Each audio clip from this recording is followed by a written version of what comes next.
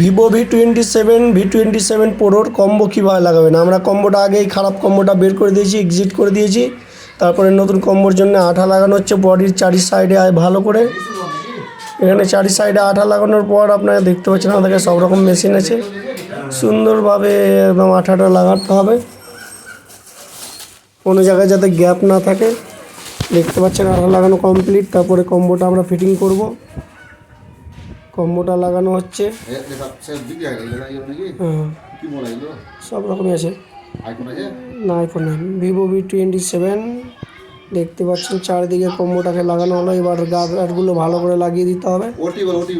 হ্যাঁ, গার্ডারগুলোকে চারিদিকে লক করে দেবো। কিছুক্ষণ রেখে দেওয়া হয়েছিল, গার্ডারগুলো খুলে নেওয়া হয়েছে, শুকানো হয়ে গেছে।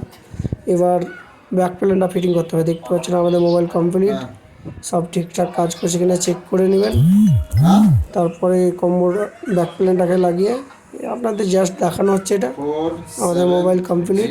হ্যাঁ, ভালো কাজ নিতে হলে অবশ্যই আপনাদের আসতে হবে স্মার্ট মোবাইল, ধুলিয়ান, উত্তর গাইজনগর। এবং আমাদের এখানে ভালো ভালো কোম্পানির সেকেন্ড হ্যান্ড মোবাইল পাবেন এবং চেকিং ওয়ারেন্টি গ্যারেন্টি সহ। হ্যাঁ, অল্প বয়সের কম প্রাইসের 5G মোবাইলগুলো পাবেন।